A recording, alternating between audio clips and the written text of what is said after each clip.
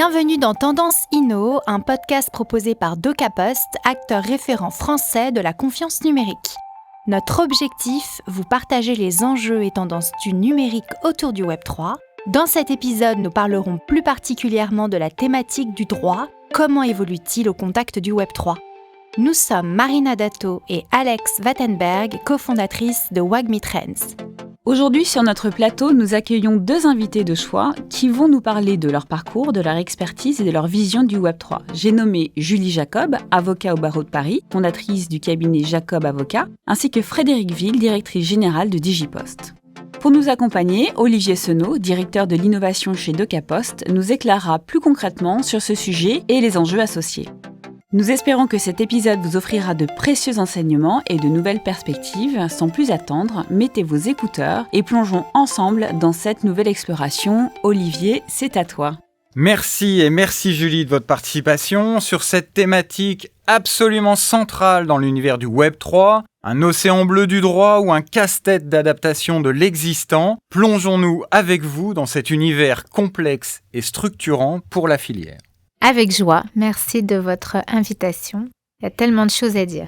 Merci d'être présente aujourd'hui. Alors on commence avec la première question. Quels sont les enjeux d'évolution du droit, selon toi, face aux transformations numériques et technologiques ? Alors il est vrai que le droit doit s'adapter absolument aux transformations numériques et technologiques dont on connaît aujourd'hui l'étendue. Là, un des premiers enjeux, c'est de s'adapter à l'absence de frontières des environnements numériques, puisque le métaverse est transfrontalier, le web est transfrontalier, et automatiquement de ne pas avoir de frontières alors que notre droit est national, voire fédéral, pose des vrais sujets.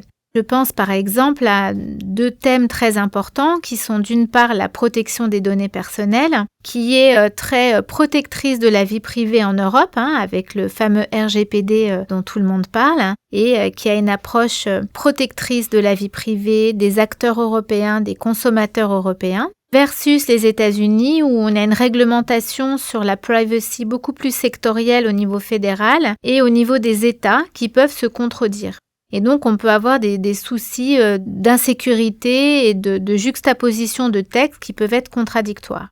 Je pense à un autre sujet qui est la liberté d'expression, qui n'ont pas du tout les mêmes valeurs dans certains pays. Alors, par exemple, en France, la liberté d'expression est assez large et vient de la Convention européenne des droits de l'homme, mais a des limites. La haine, l'homophobie, le sexisme. Tandis que dans d'autres territoires, par exemple aux États-Unis, où la Premier Amendement a une vision de la liberté d'expression beaucoup plus large, par exemple les discours haineux ne sont pas interdits dès lors qu'ils n'incitent pas à la violence. Donc on voit que les différences de culture, de pays, de souveraineté peuvent apporter des difficultés dans la transformation numérique de notre univers. Et donc le droit va devoir s'adapter, non pas par de la mondialisation, mais par une adaptation, une complémentarité des textes, et pour que tous ces mondes soient dûment encadrés et légiférés. Alors les évolutions sociétales liées au Web3 ont-elles une incidence sur le métier d'avocat ? Selon toi, Julie, doit-on travailler différemment aujourd'hui ? C'est certain. Les avocats doivent aujourd'hui avoir des chakras ouverts sur plusieurs secteurs. Déjà, évidemment, à la base, être d'excellents juristes, d'excellents avocats, mais également avoir un œil sur la tech, sur le pur business, sur le marketing, sur la communication, puisque comment accompagner un projet si on n'a pas une connaissance très concrète des enjeux de nos clients ? Comment comprendre ChatGPT si on ne l'a pas utilisé, faire un contrat de vente de NFT si on n'en a pas soi-même. Donc il faut savoir avoir un wallet, comprendre la crypto, être très ouvert. Et je dirais qu'aujourd'hui les avocats, ce sont un peu des Jedi. Ils doivent avoir des pouvoirs multiples, juridiques, mais aussi marketing, technique. Voilà, pour vraiment avoir une approche extrêmement concrète et donner toujours des solutions positives dans tous les projets et business de nos clients. Merci Julie. À ton avis, quelles sont les priorités réglementaires sur lesquelles le législateur doit statuer pour accompagner cette révolution numérique ? Alors aujourd'hui, on est vraiment dans l'attente des textes européens qui vont venir un petit peu comme l'a fait le RGPD, encadrer, responsabiliser les grands acteurs numériques que sont les GAMAM. Donc c'est vrai que la proactivité de Thierry Breton, le commissaire européen au marché intérieur, est à souligner. On attend, nous les avocats, des textes qui vont venir justement cadrer tous ces nouveaux acteurs. Donc je vais en citer 4. Tout d'abord le DMA qui vise les grands contrôleurs d'accès et qui vont permettre de lutter contre les abus de position dominante et donc un peu réguler le marché de tous les contrôleurs d'accès.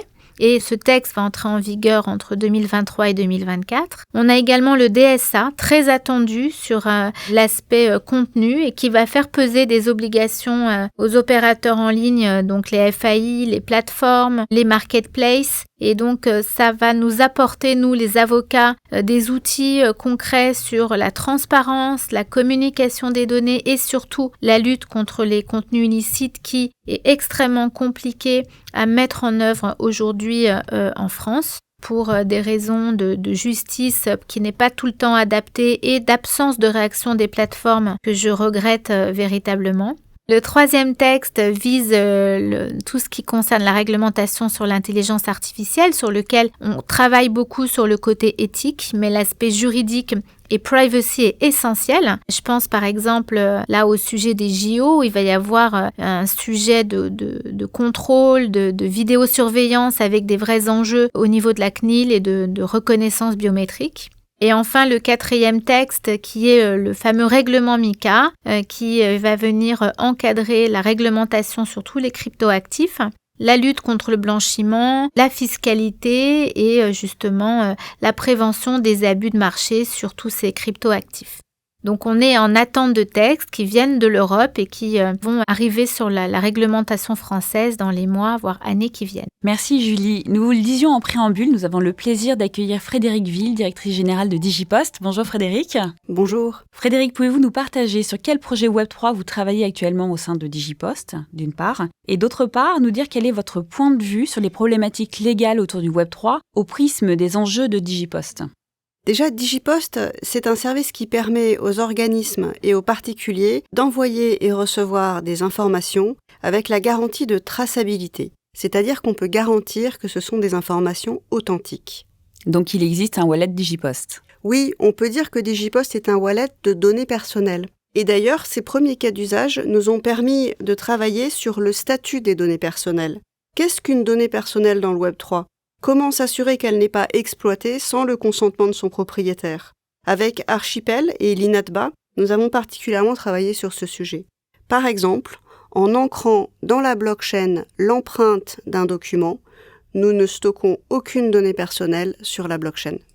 Deuxièmement, je soulignerai qu'il faut se situer aussi à l'échelle à minima européenne. Comme l'a souligné Julie, la Commission européenne fait un travail remarquable pour poser le cadre de la data, des services digitaux, de l'intelligence artificielle. De notre côté, avec DocaPost, nous sommes particulièrement impliqués dans les projets de la Commission européenne sur le Digital Identity Wallet, qui vise à accélérer le déploiement à l'échelle européenne de ces portefeuilles d'identité digitale et leur reconnaissance d'un pays européen à l'autre. L'enjeu, c'est bien de poser le cadre de confiance suffisamment vite, en parallèle d'une standardisation de fait qui ne manquera pas d'arriver. Merci Frédérique. Avant de conclure, Olivier va nous ouvrir les chakras de réflexion sur ce sujet. Olivier, nous t'écoutons. Merci. Alors, wallet, blockchain, metaverse, verifiable credential, tout ce dont nous avons parlé, pour ne rester que dans le spectre du Web3, constitue un vocabulaire nouveau pour 80% de la population.